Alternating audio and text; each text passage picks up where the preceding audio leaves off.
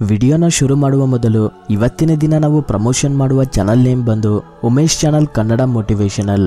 ಸ್ನೇಹಿತರೆ, ಈ ಚಾನಲ್ನಲ್ಲಿ life changing motivational videos, study ಟೆಕ್ನಿಕ್ಸ್ಗಳ ಬಗ್ಗೆ, ಸಕ್ಸಸ್ ಸ್ಟೋರೀಸ್ ಬಗ್ಗೆ, ಮೆಡಿಟೇಷನ್ ವಿಡಿಯೋಸ್, ಬುಕ್ ಸಮರೀಸ್ ಬಗ್ಗೆ, ಸೆಲ್ಫ್ ಡೆವಲಪ್ಮೆಂಟ್ ವಿಡಿಯೋಸ್, ಈ ರೀತಿ ನಿಮ್ಮ ಜೀವನಕ್ಕೆ ಉಪಯುಕ್ತವಾಗುವ ಮಾಹಿತಿ ಇರುವ ವಿಡಿಯೋಗಳನ್ನು ಇವರು ಮಾಡುತ್ತಾರೆ.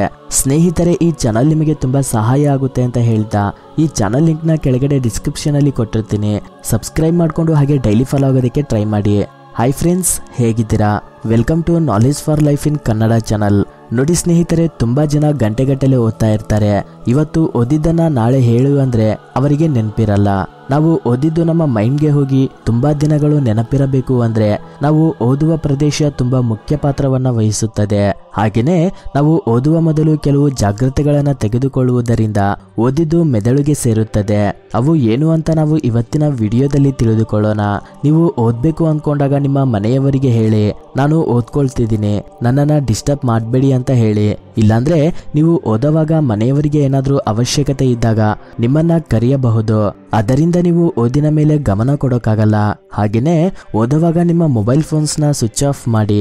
ನೀವು ಓದ್ಬೇಕು ಅನ್ಕೊಂಡಾಗ ನೀವು ಎಷ್ಟು ಹೊತ್ತು ಓದ್ಬೇಕು ಅಂತ ಅನ್ಕೊಂಡಿದ್ದೀರಾ, ಯಾವ ಸಬ್ಜೆಕ್ಟ್ ನ ಓದ್ಬೇಕು ಅಂತ ಅನ್ಕೊಂಡಿದ್ದೀರಾ, ಈ ರೀತಿಯವನ್ನ ಮೊದಲೇ ಪ್ರಣಾಳಿಕೆಯನ್ನ ಹಾಕಿ ಓದೋದನ್ನ ಶುರು ಮಾಡಿ.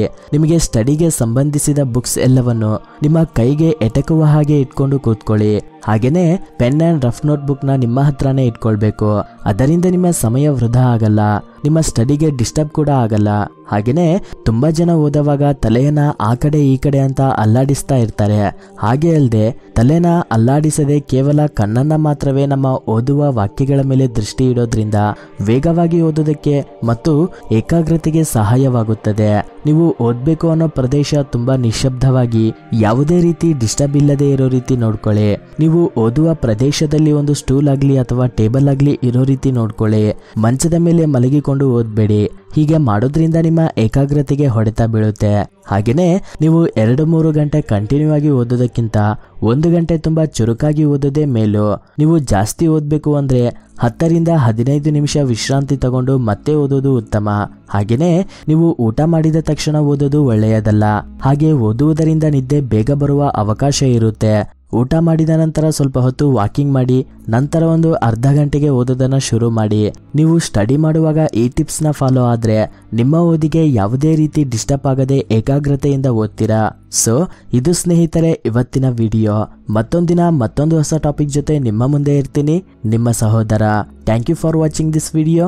ಜೈ ಹಿಂದ್.